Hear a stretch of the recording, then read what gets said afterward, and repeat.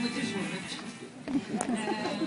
É interessantíssimo quando a gente vê essa questão e essa defesa da economia criativa vindo pelas palavras de uma pessoa que tem uma experiência tão profunda no setor financeiro, né? Porque até há não muito tempo o que a gente escutava era muito a defesa da economia criativa nas palavras de quem vem do setor cultural.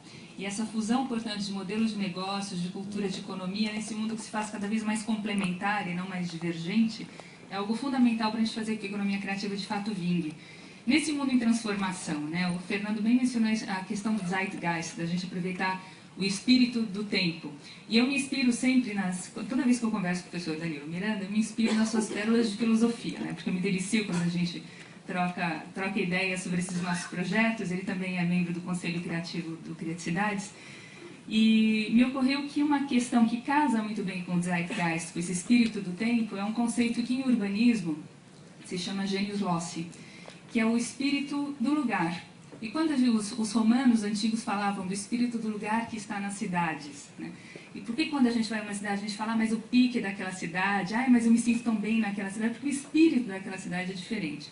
Então eu queria chamar agora para discutir muito dessa questão da cidade, como a cidade se apresenta, refletindo o seu tempo, como ela se propõe ao mundo, uma das pessoas que mais entendem desse assunto, que é o Caio Luiz de Carvalho. O bacana da gente só estar falando de amigos aqui, a gente sabe currículo quase de cor, mas por uma questão protocolar eu vou dizer para vocês, isso daqui, creiam-me, eu tive um trabalho hercúleo para reduzir umas 512 páginas a 4 linhas, mas o Caio é professor da GV, diretor-geral da Enter Entertainment Experience, que é uma empresa do Grupo Band, voltado justamente a questões ligadas a eventos e muito mais, porque o Caio nunca se contenta com uma questão só.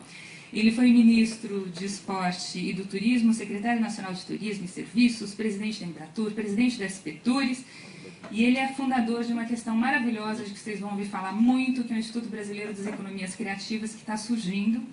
Mas, acima de tudo, o Caio é um tremendo parceiro, um amigo muito querido, uma pessoa muito especial. Então, gostaria, por favor, de passar a palavra para o Caio e contar para a gente como ele vê essas questões.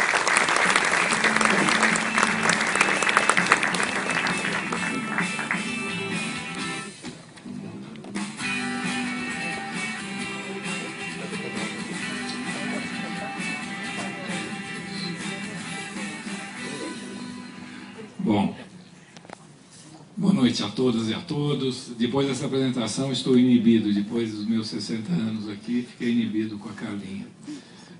Eu fiquei encantado, viu, Fernando, em assistir a sua apresentação, porque um dos grandes desafios de todos aqueles que acreditaram, quando os ingleses começaram isso lá atrás, e mais recentemente, era fazer com que executivos que comandam uma organização como o Santander pudessem acreditar. Você não só acredita, aposta, é parceiro, como você fala como um criativo, né?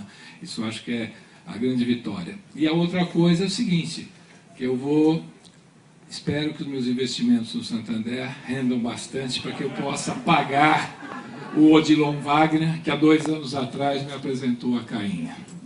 E o Odilon está aqui, depois de muito tempo que eu não vejo, e eu fico muito alegre. Eu vou passar rapidamente, essa questão aqui, às vezes atrapalha, né? Depois que você falou, teria tanta coisa aqui que não está aqui, ou redundâncias, mas eu vejo que esse momento é muito especial, porque, na verdade, vocês todos deveriam estar aqui hoje, né? Porque as pessoas que aqui estão são pessoas que se interessam e acreditam nesse tema.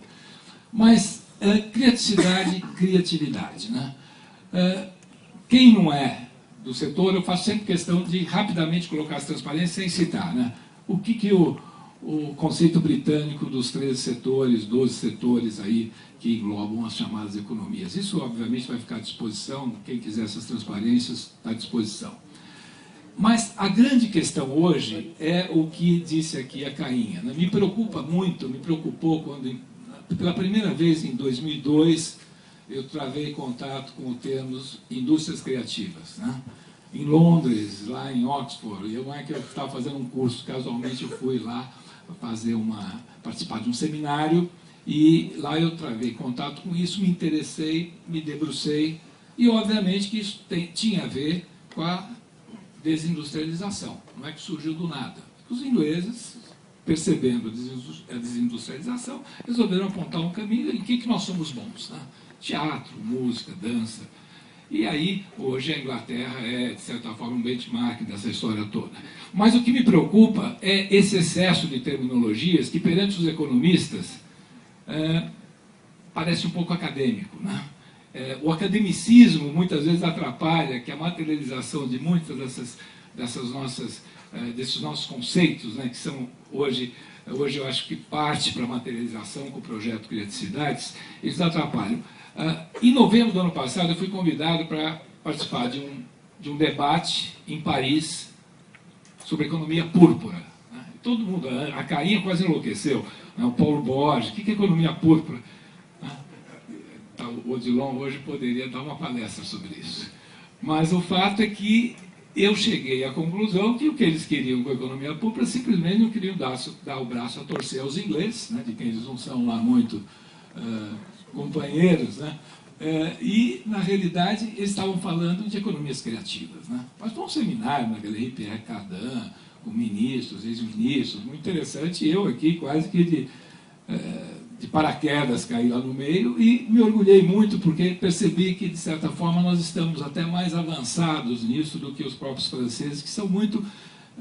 eles são pessimistas com eles mesmos e eles têm tudo para trabalhar nesse setor. Né? Eles estão anos-luz na nossa frente, aliás, desde Luís XIV, Luís XV. Mas, de qualquer forma, esse excesso de terminologias me preocupa. O John Sorrell, que é hoje embaixador britânico para isso, em Portugal, quando se falou de economias criativas, um jovem que estava na plateia lá em Lisboa levantou-se assim: olha, economia criativa não, eu acho que é a economia do significado. Né? E aí se gerou mais uma polêmica que durou aí cerca de meia hora, porque era significado e não criativo. Mais recentemente, quando a Ana lançou um dos seus livros, né? Lá no Museu da Língua Portuguesa, um espanhol muito querido, professor, entrou em crise, não sei se ele está aqui, né? Mas ele disse o seguinte: eu não concordo com a economia criativa, é a economia da criatividade. E aí começou uma longa discussão a respeito dessa questão também, e briga com ela por e-mail até hoje. Né? Aí, cidades criativas, distritos criativos e criaticidade. Na realidade, eu acho que o Fernando apostou no momento certo, o Santander apostou no momento certo, porque eu acho que esse projeto, com a Humana, com a Garimpo, ela tem tudo para se transformar, talvez no primeiro projeto que abraça a tese da economia criativa, que possa se viabilizar e transformar uma rede de cidades criativas, onde nós não tenhamos apenas como benchmark Paulínia, Paraty, nós podemos ir muito além disso, né? E eu acho que isso vai dar o que falar. Bom, eu acho que mais do que terminologias, o principal é de que forma que nós conseguimos hoje buscar indicadores tangíveis e intangíveis para que tanto os governantes quanto os empresários e também os destinos entendam o que significa abraçar políticas públicas voltadas para apoiar o talento criativo, a ideia. E o talento criativo e a ideia, a meu ver, e o Gilberto de Menstein está aqui, ele fala isso quase que uma semana sim, uma não, na CBN, na verdade, a ideia e o talento criativo é que será a matéria-prima que vai agregar valor econômico às cidades e que vão, por sua vez, talvez vencer a utopia da sustentabilidade local. Né? Então, eu vejo que, de uma maneira meio anárquica, não tão didática quanto a Cainha fala, eu acho que esse é um caminho muito interessante. E eu batalho muito na Fundação Getúlio Vargas pela busca desses indicadores. Né? Temos aí perspectivas. Né? O Odilon, e agora eu quero voltar a isso, nós estávamos começando um trabalho de quanto significa para a cidade de São Paulo 200 peças em cartaz no final de semana. Qual o perfil desse público? Aonde ele gasta? Né? Da onde ele vem? Quantos empregos ele gera? Né? E aí, para desespero do Fernando, nós teríamos mais instituições financeiras, mais organizações, mais executivos do porte do Fernando apostando na ideia. Né? Aqui eu vou passar, são conceitos aí que muitos conhecem, mas tem a ver com algo que é importante, que é a questão do ganho da competitividade, que está justamente na inovação que nasce da ideia. Né? E nasce da ideia de muitos de vocês aqui. E certamente muitas ideias aqui surgiram. Está aqui o Leonel Kass, que foi o que concebeu, junto com Mauro Munhoz, o Museu do Futebol. Né? De uma maneira extraordinária, o Santander é parceiro também. Né? O Museu do Futebol hoje já ultrapassou mais de 1,5 milhão de visitantes. Né? É um museu totalmente diferente de qualquer outra concepção de museu.